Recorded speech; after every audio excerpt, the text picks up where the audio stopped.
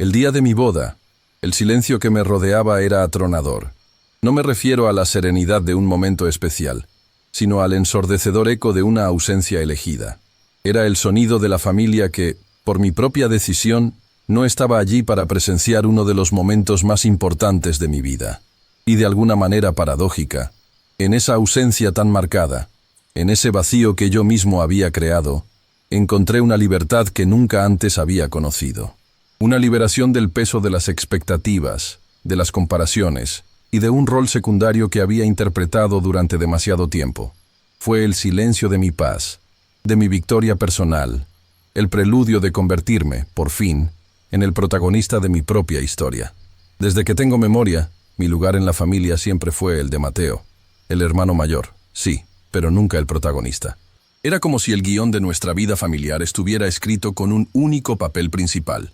Y ese, indiscutiblemente, le pertenecía a Sofía, mi hermana, 2 años menor que yo. Ella era el sol alrededor del cual giraban nuestros padres, el centro de cada conversación, de cada anécdota, de cada alegría y cada preocupación.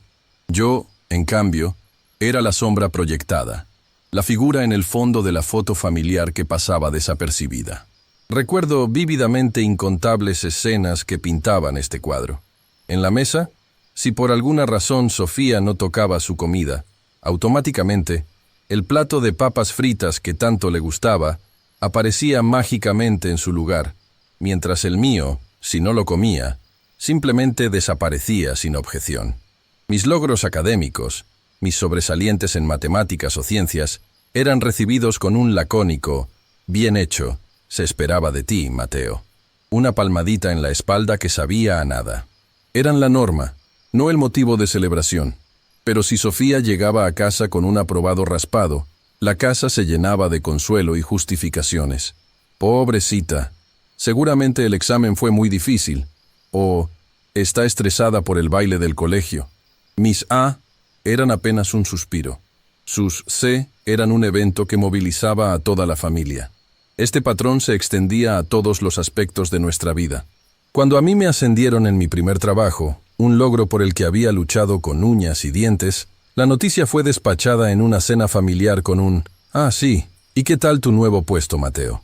El tema duró escasos 2 minutos, antes de que la conversación pivotara hacia el nuevo corte de pelo de Sofía o su última aventura en un viaje de estudios. Mientras ella recibía elogios exagerados por cada mínima ocurrencia, mis éxitos, mis esfuerzos, incluso mis problemas, eran vistos como simples notas al pie de página en la emocionante narrativa de la vida de Sofía. Yo era invisible, o peor aún, era el telón de fondo para que la estrella pudiera brillar aún más. Esta constante relegación a un segundo plano, este favoritismo descarado, no me hizo sentir menos querido, me hizo sentir menos importante, menos válido. Era una herida silenciosa, que sangraba lentamente, forjando la percepción de que, en mi propia familia, yo no era más que un hermano de reparto. Esa dinámica familiar, sutil para los ojos externos, pero aplastante para mi espíritu, no solo me relegó a un segundo plano, sino que sembró en mí una semilla de resentimiento que creció, silenciosa pero implacable, hasta convertirse en una verdadera montaña. No era un resentimiento explosivo, de esos que se manifiestan en discusiones o reproches. Era algo mucho más insidioso, una amargura que se cocinaba a fuego lento, una sensación constante de ser infravalorado, de no ser suficiente, sin importar lo que hiciera. Cada vez que veía a mis padres sonreír con desmedida efusividad ante un dibujo mediocre de Sofía, o cómo se desvivían por resolver un capricho suyo, mientras mis propios esfuerzos pasaban desapercibidos o eran recibidos con un simple asentimiento, una pequeña piedra más se añadía a esa montaña interna. No era envidia. Era la frustración de no ser visto, de no ser reconocido. Anhelaba la misma atención, la misma preocupación genuina que desbordaban para ella. Quería que mis victorias fueran celebradas con la misma intensidad, que mis fracasos fueran consolados con la misma ternura, y que mi presencia fuera tan imprescindible como la suya. Con el tiempo, dejé de buscar esa validación. Me encerré en mí mismo, en mi propio mundo, donde mis logros sí tenían valor, y mis sentimientos importaban. Me volví silencioso, introspectivo, una respuesta directa a la constante sensación de que mi voz nunca sería escuchada por completo en el ruido de la devoción hacia Sofía. Acumulé no solo resentimiento, sino también una profunda soledad, una convicción de que, para mi propia familia, yo no era más que un espectador en mi propia vida, un actor de reparto que debía conformarse con su papel secundario. Esta acumulación de emociones no expresadas se convirtió en una carga pesada. Sentía que caminaba con un peso invisible sobre mis hombros, una mochila llena de desilusiones y de anhelos no cumplidos. Años de ser el hermano mayor y maduro que no necesitaba atención, el chico tranquilo que no causaba problemas, me habían convertido en alguien que, incluso para sí mismo, comenzaba a dudar de su propio valor. Me preguntaba si había algo inherentemente mal en mí, algo que me hacía menos digno de ese amor y atención tan evidentes para Sofía. Esta constante invisibilidad me forjó, sí, pero también me marcó con una herida profunda que, aunque no se viera, estaba siempre presente, esperando el momento de explotar, o quizás de encontrar una forma de sanar y afirmarme por fin. La montaña de resentimiento crecía, y yo sabía, en lo más profundo de mi ser, que en algún momento, tarde o temprano, su cumbre sería ineludiblemente visible. El detonante, la chispa que encendió la pólvora acumulada de años, llegó de la manera más inesperada y a la vez predecible. Estábamos cenando en casa de mis padres, una de esas raras ocasiones en las que la familia se reunía. Yo, por fin, había conseguido un ascenso significativo en mi empresa, un reconocimiento a años de esfuerzo y dedicación. Sentía una punzada de esperanza, quizá ingenua, de que esta vez mi logro sería recibido con el entusiasmo que merecía. Empecé a relatar los detalles de mi nuevo puesto, el desafío que representaba, la alegría que sentía. Estaba justo en la mitad de una frase, intentando describir el proyecto más ambicioso que me habían asignado, cuando Sofía, con su habitual teatralidad, golpeó la mesa con su cuchara.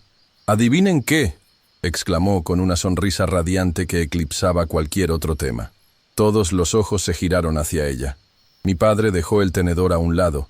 Mi madre soltó una exclamación de anticipación.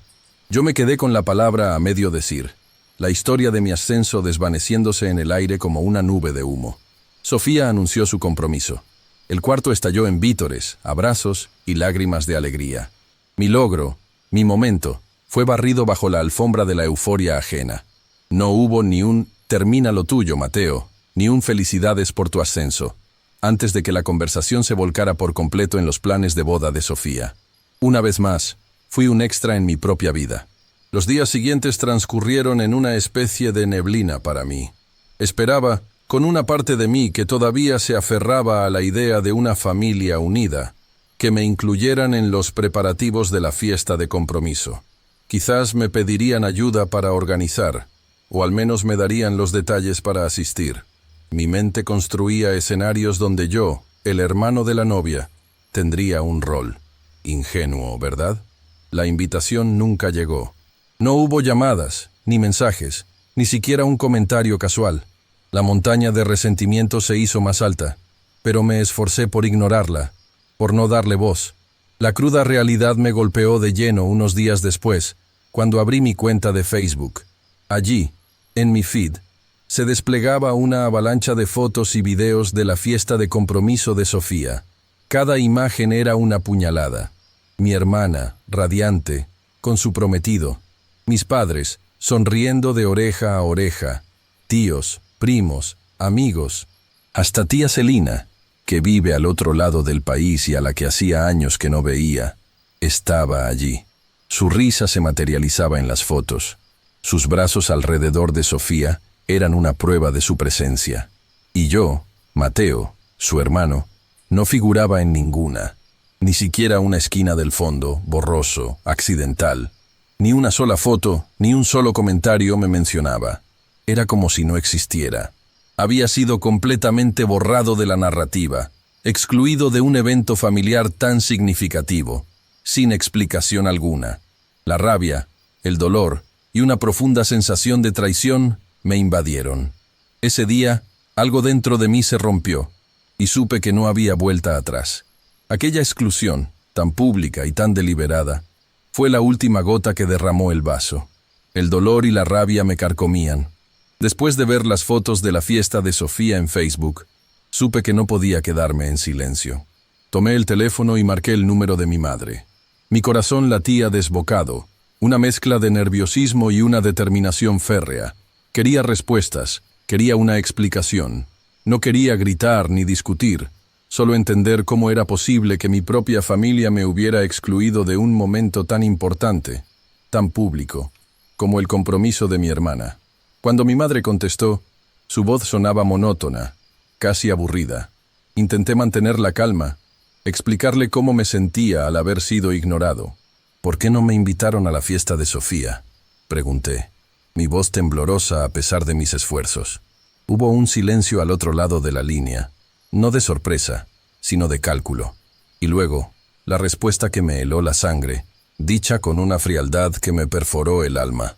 Ay, Mateo, es que ya sabes cómo eres, siempre tan complicado, siempre causando drama, de mal humor. Pensamos que la arruinarías. Cada palabra era un cuchillo, causando drama, de mal humor. Esa era la narrativa que habían construido sobre mí, la excusa perfecta para justificar su favoritismo y mi invisibilidad. La verdad era que el drama venía de su incapacidad de verme y aceptarme por quien era, de reconocer mi dolor. La amargura era el resultado de años de ser relegado.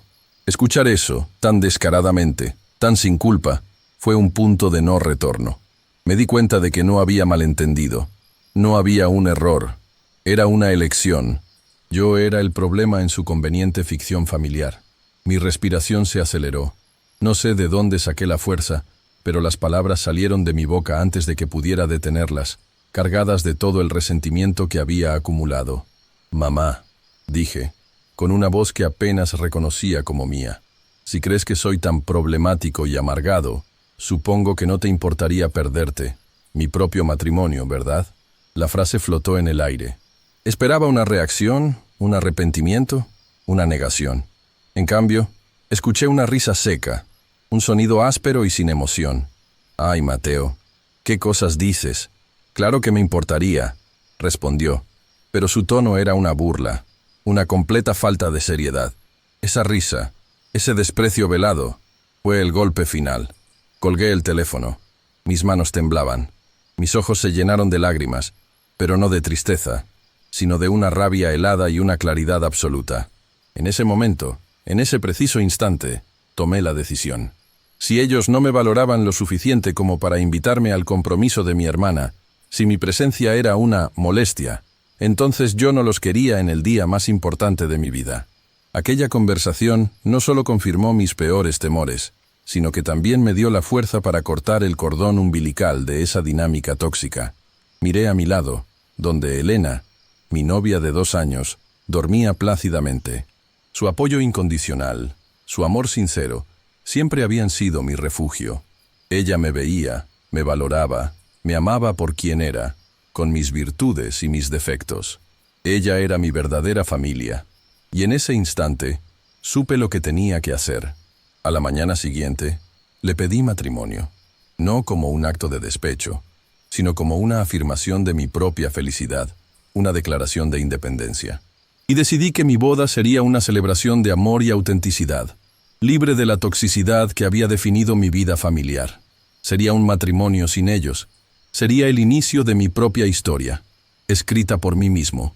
La propuesta a Elena no fue solo un acto de amor, sino una declaración de independencia. Fue el primer paso hacia la construcción de una vida donde mi valor no dependiera de la aprobación de quienes siempre me habían menospreciado. Ella, con su sabiduría y su inquebrantable apoyo, abrazó mi decisión sin dudarlo. «Tu felicidad es lo que importa, Mateo», me dijo, y en sus ojos vi la validación que siempre había anhelado de otros. Elena se convirtió en mi cómplice, mi ancla, la constructora principal de este nuevo futuro. Juntos, empezamos a planificar una boda que sería íntima, significativa y, sobre todo, libre de las sombras de mi pasado familiar. Nuestro primer gran aliado llegó en la forma de mi tía Celina. Después de que le contara la verdad sobre la fiesta de compromiso y la conversación con mi madre, sus ojos se llenaron de una comprensión que superaba las palabras. Ella siempre había sido la oveja negra de la familia, la que no se plegaba a las apariencias. Y de alguna manera, eso nos unía. «Es hora de que te pongas a ti primero, mi niño», me dijo, y de inmediato se ofreció a ayudar con la logística. Fue ella quien nos puso en contacto con una finca preciosa en las afueras, un lugar discreto y mágico que se convertiría en el escenario de nuestro nuevo comienzo. No era solo un lugar, era un santuario, lejos de cualquier juicio o expectativa ajena. La estrategia fue clara, una boda íntima, con invitados cuidadosamente seleccionados.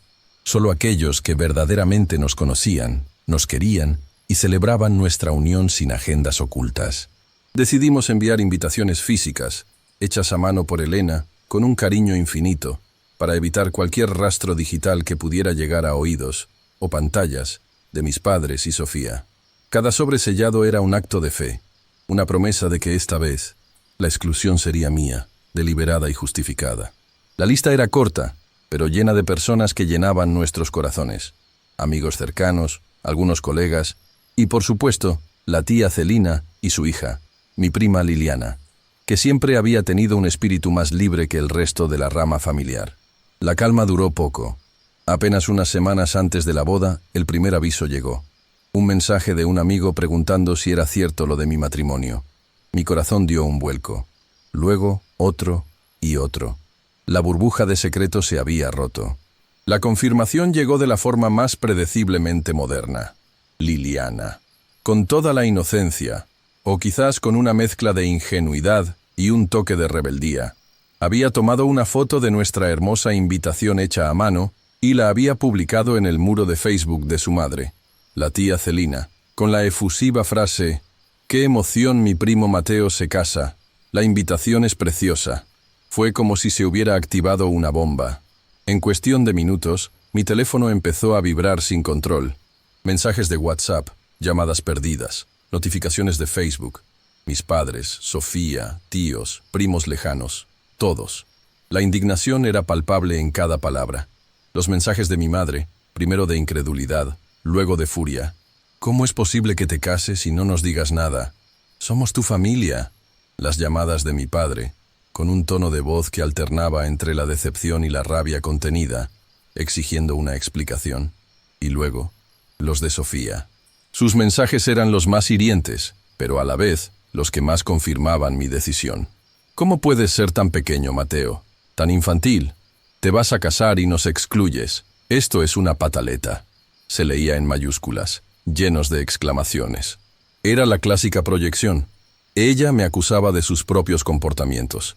Era como si la máscara de la familia perfecta se les hubiera caído por completo, revelando la hipocresía en su máxima expresión. Durante años, me habían excluido, ignorado, minimizado, y ahora que yo tomaba las riendas de mi propia vida y elegía mis límites, se sentían las víctimas. En ese torbellino de acusaciones, sentí una extraña paz. Su reacción, tan violenta y desproporcionada, no hizo más que reafirmar que había tomado la decisión correcta. Si su amor y su atención eran condicionales, basados en mi sumisión a su narrativa, entonces yo no los quería en mi día especial. La montaña de resentimiento que había cargado por años no era solo mía, era el peso de sus expectativas no cumplidas y de su incapacidad de ver más allá de sí mismos. Y ahora, esa montaña me daba la fuerza para seguir adelante, imperturbable, hacia mi propia felicidad. El bombardeo de mensajes y llamadas de mi familia no me tomó por sorpresa. Era el desenlace predecible de su descubrimiento. Pero en lugar de ceder al pánico o a la rabia, sentí una extraña serenidad. Era la calma que precede a una tormenta necesaria, la quietud de una decisión inamovible. Me senté frente a mi teléfono, contemplando el grupo familiar donde las acusaciones ardían. Con los dedos firmes, escribí mi respuesta, breve pero contundente. Simplemente estoy respetando los límites que ustedes mismos establecieron.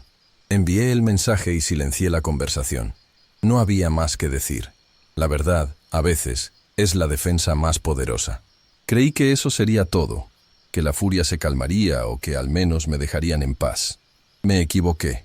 Unos días después, mientras estábamos en la floristería ultimando los detalles del ramo de Elena, un vibrante arreglo de rosas blancas y eucalipto, tan puro y fresco como nuestro amor, una sombra familiar se proyectó sobre nosotros.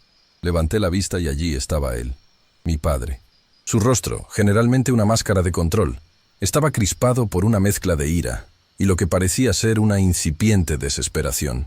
«Mateo», dijo, su voz baja, cargada de una autoridad que ya no me intimidaba. «Tenemos que hablar. ¿Qué es esta locura del matrimonio? ¿Cómo puedes hacerle esto a tu familia?» Respiré hondo. Sabía que este momento llegaría. Mi padre era el pilar de la fachada familiar, el que siempre había defendido las acciones de mi madre y de Sofía, el que nunca había cuestionado la dinámica de favoritismo. Pero ahora me enfrentaba a él, no como el niño silencioso que una vez fui, sino como el hombre que me había convertido. ¿Hacerle esto a mi familia?, respondí, mi voz sorprendentemente tranquila. «Papá, ¿de verdad crees que soy yo el que les está haciendo esto? ¿No te parece que esta conversación debió haber ocurrido hace mucho tiempo? Quizás cuando me excluían de las fotos familiares, o cuando mi hermana me interrumpía para anunciar su compromiso, o cuando fui borrado del día más importante de su vida sin una sola explicación». Su mandíbula se tensó. Intentó la táctica de la culpa, una vieja conocida en nuestra dinámica. «Pero somos tu familia, Mateo. Siempre lo seremos. ¿No ves el dolor que nos estás causando?» «¿Dolor?» La palabra salió con un matiz de ironía. «Papá, llevo sintiendo este dolor toda mi vida. ¿Recuerdas cuando era niño y traía un 10 a casa y ustedes solo preguntaban por las calificaciones de Sofía? ¿Recuerdas cuando mis logros eran esperados y los de ella, sin importar lo pequeños que fueran, eran celebrados con bombo y platillo? ¿Recuerdas cómo se reían cuando yo intentaba hablar y Sofía tomaba el control de la conversación? Fui tratado como un inconveniente, como veneno, como si mi presencia arruinara la perfección de su pequeña burbuja familiar». Mi padre, por primera vez, no tuvo una respuesta inmediata. Su rostro se descompuso ligeramente, una grieta en la armadura que siempre había mantenido. Intentó balbucear algo sobre malentendidos o ser un niño, pero lo interrumpí. «No es un malentendido, papá. Es una historia, mi historia. Y en esa historia, ustedes me enseñaron a no esperar nada. Me enseñaron que mi papel era ser el que no causaba problemas, el que no necesitaba atención, el que siempre estaría en segundo plano para que otros pudieran brillar. Aprendí la lección. Y ahora, simplemente estoy aplicando lo que me enseñaron. Estoy poniendo límites. Estoy priorizando mi paz, mi felicidad, y a la gente que me valora tal como soy». El silencio que siguió fue diferente al anterior. No era un silencio de espera, sino uno de derrota. Mi padre me miró, y por un instante vi algo en sus ojos que no había visto antes. Una chispa de comprensión, una sombra de remordimiento quizás. Pero ya era demasiado tarde para eso. Se dio la vuelta y se fue, dejándonos en la floristería, con el aroma a flores frescas y una renovada sensación de libertad. La confrontación había sido dolorosa, pero necesaria. Había hablado mi verdad, y al hacerlo, me había liberado de una carga que llevaba décadas. La montaña de resentimiento no había desaparecido del todo, pero ahora yo estaba en la cima, viendo el horizonte con una claridad que nunca antes había imaginado. La foto de nuestra invitación de boda, subida inocentemente por Liliana, desató una tormenta en las redes sociales que ni yo ni Elena habíamos anticipado. Se convirtió en un fenómeno viral, no solo entre nuestro círculo, sino mucho más allá. Los comentarios llovían. Algunos nos felicitaban por nuestra valentía y originalidad al planear una boda tan íntima. Otros, la mayoría provenientes de la órbita de mis padres, nos acusaban de ser crueles, desagradecidos, infantiles.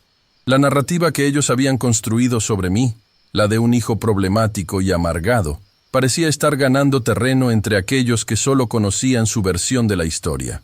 En medio de este torbellino digital, Sofía, mi hermana, decidió añadir leña al fuego. Publicó una indirecta en su perfil de Instagram, que aunque no me mencionaba directamente, era evidentemente para mí. Una foto suya, con una pose de víctima, y una leyenda que decía algo como: «Es triste ver cómo algunas personas eligen ser tóxicas y amargadas, arrastrando a los demás con su negatividad. Hay que alejarse de esas energías para encontrar la paz. La hipocresía me revolvió el estómago. Ella, la que siempre había sido el centro de atención, la que había contribuido a mi invisibilidad, ahora se presentaba como la víctima de mi supuesta toxicidad. Era el colmo. No respondí con palabras. Sabía que cualquier explicación sería inútil, que solo alimentaría más el drama que ellos tanto parecían disfrutar. En lugar de eso, al día siguiente de la publicación de Sofía, subí una foto a mi propio perfil. Era simple, una imagen de nuestras manos entrelazadas, las de Elena y las mías, mostrando nuestros anillos de compromiso, y debajo, la fecha de nuestra boda. Sin leyenda, sin etiquetas, sin una sola palabra. Era mi declaración silenciosa, mi afirmación de que, mientras ellos se revolcaban en el lodo de sus acusaciones, yo estaba construyendo algo hermoso y verdadero. Era mi manera de decir, esto es lo que importa, esto es lo real, y ustedes no son parte de ello. La respuesta no tardó en llegar, no directamente de Sofía, sino de mi madre. Un mensaje de WhatsApp esta vez, desprovisto de ira o reproches. Era una súplica. Por favor, Mateo, por favor déjanos ir a tu boda. Tu padre y yo estamos destrozados. No hagas esto. Era la primera vez que escuchaba una nota de vulnerabilidad genuina en su voz, aunque fuera a través de un texto. ¿Era remordimiento o solo miedo a la vergüenza pública? En ese momento, no lo supe, pero el mensaje me dejó pensativo. Y entonces sucedió lo inesperado. Un día, sin previo aviso, el timbre de mi apartamento sonó. Abrí la puerta y allí estaba ella, Sofía. Su rostro no mostraba la arrogancia habitual, sino una mezcla de incertidumbre, culpa y algo que nunca le había visto, vulnerabilidad. Mateo, empezó, su voz apenas un susurro. Vine porque mamá está desquiciada con todo esto. Y yo no sabía que no te habían invitado a mi fiesta de compromiso. De verdad, si lo hubiera sabido, la miré a los ojos por primera vez, sin el velo del resentimiento que siempre había nublado nuestra relación. «Sabes, Sofía», le dije, interrumpiéndola suavemente, «cuando éramos niños, y tú eras el centro de todo, ¿alguna vez te preguntaste cómo me sentía? ¿Cómo era para mí que mis éxitos fueran ignorados mientras los tuyos eran celebrados desmedidamente? ¿Qué era ser el hermano tranquilo que no causaba problemas?» Ella bajó la mirada. Los papás siempre me pusieron en un pedestal. Supongo que me entrenaron para ser así, para ser el centro de atención. La voz de Sofía sonaba diferente, menos segura, más reflexiva. Parecía que la fachada de su propia realidad comenzaba a resquebrajarse. El punto de inflexión definitivo llegó poco después. Mi madre, en un acto de victimización pública desesperada, hizo un post kilométrico en Facebook, lamentando cómo su hijo la había abandonado y lastimado sin motivo. El post, sin embargo, no tuvo el efecto deseado. Muchos de sus amigos y parientes, ya al tanto de la viralización de nuestra invitación y de la historia que se estaba tejiendo en el ambiente, comenzaron a comentar, algunos con simpatía por ella, pero otros, cada vez más, pidiendo que contara la historia completa. Fue entonces cuando Sofía, sentada a mi lado mientras mirábamos el drama desarrollarse en la pantalla, se dio cuenta. «Ella no está preocupada por tu boda, Mateo», dijo, con una amarga revelación en su voz. «Solo le importa la imagen, lo que pensará la gente. Y yo también fui manipulada, ¿verdad?» Ese fue el momento. La máscara había caído por completo, no solo para mí, sino también para Sofía. Ella, la favorita, la intocable, finalmente vio la verdad detrás de la fachada de familia feliz. En ese instante, supe que mi decisión inicial de excluirlos a todos podía tener una excepción. Sofía, con su recién descubierta honestidad, y mi tía Celina y Liliana, que siempre habían estado en mi esquina, serían las únicas de mi familia de sangre en estar presentes en el día más importante de mi vida. La farsa había terminado, y en sus cenizas nacía una nueva oportunidad para la verdad y, quizás, para una conexión genuina. La mañana de mi boda con Elena amaneció con una luz suave y prometedora, muy diferente a las tormentas emocionales de los días anteriores. La finca que tía Celina había ayudado a encontrar Era un remanso de paz, un oasis de verde y flores que parecía diseñado para nuestra felicidad. No había grandes lujos, ni una lista interminable de invitados forzados. Solo éramos nosotros, nuestros amigos más cercanos, aquellos que habían celebrado nuestros pequeños y grandes momentos, y las pocas almas de mi familia que genuinamente se preocupaban por mí. Ver a Elena caminando hacia mí, con su vestido sencillo pero deslumbrante, bajo el arco de flores que habíamos decorado juntos, fue el momento más puro de mi vida. Su sonrisa iluminó todo, borrando de mi mente cualquier resquicio de amargura. Era la confirmación de que había tomado el camino correcto, de que esta era la verdadera felicidad, construida sobre cimientos sólidos de amor y respeto mutuo. Nuestros votos no fueron solo palabras, fueron promesas tejidas con años de comprensión, apoyo y una inquebrantable fe el uno en el otro. Durante la ceremonia y la recepción, noté la presencia de Sofía. Había llegado discretamente, sin llamar la atención, vestida con elegancia sobria. No buscó los focos, no intentó acaparar miradas, algo que nunca antes había visto en ella. Se sentó junto a tía Celina y Liliana, con una expresión pensativa, casi humilde. Incluso nos ofreció una sonrisa genuina cuando nuestros ojos se cruzaron. Una sonrisa que parecía pedir disculpas por tantos años de invisibilidad. Fue una nueva Sofía, una que parecía estar aprendiendo a existir sin ser el centro del universo, una que empezaba a comprender el peso de sus propios privilegios.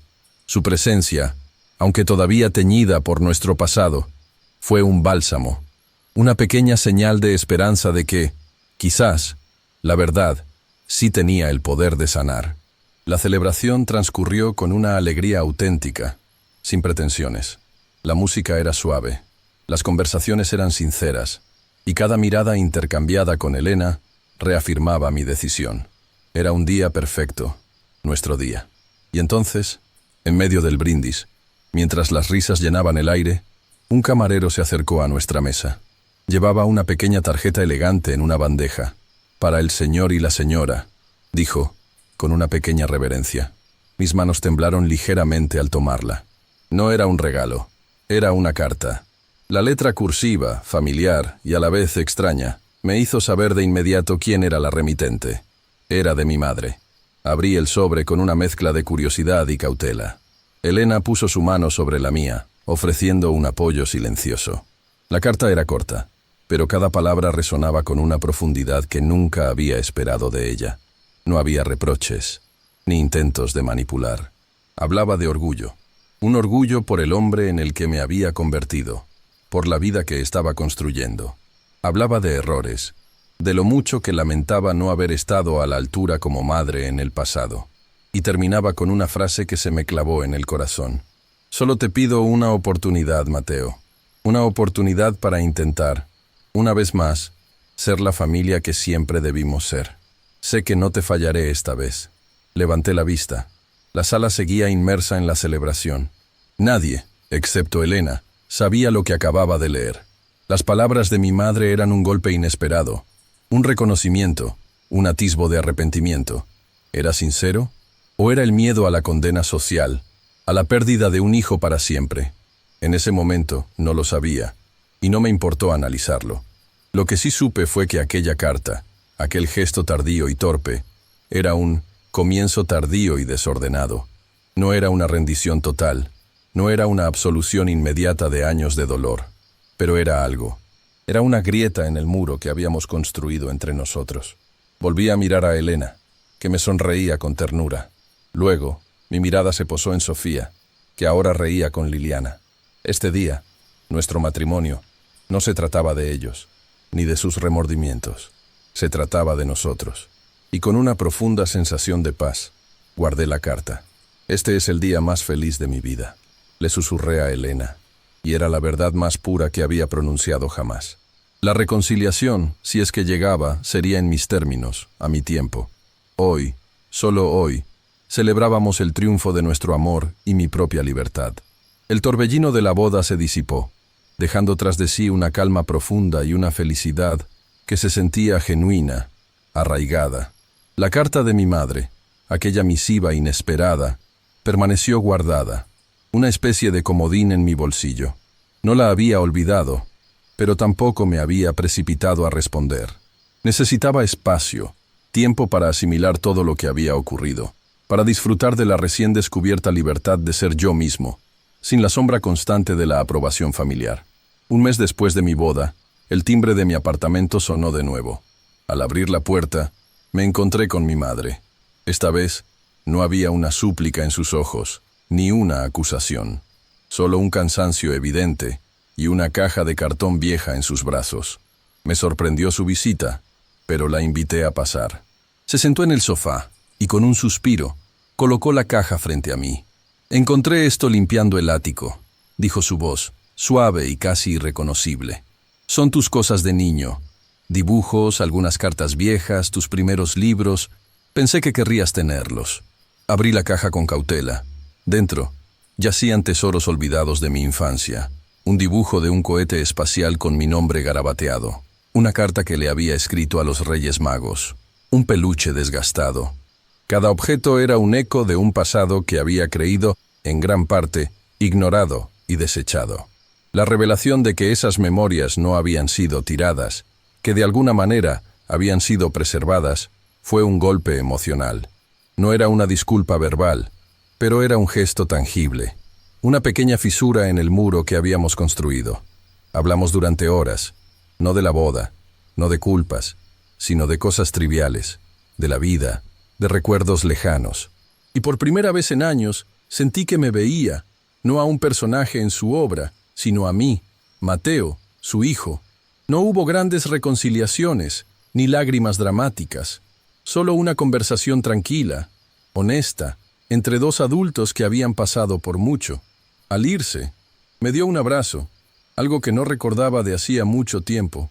Fue un abrazo diferente, no el de la madre que lo controla todo, sino el de una mujer que comenzaba a entender el daño que había causado. En los meses que siguieron, las cosas cambiaron, lentamente. Sofía y yo comenzamos a hablar más seguido, no con la tensión del pasado, sino con una nueva complicidad.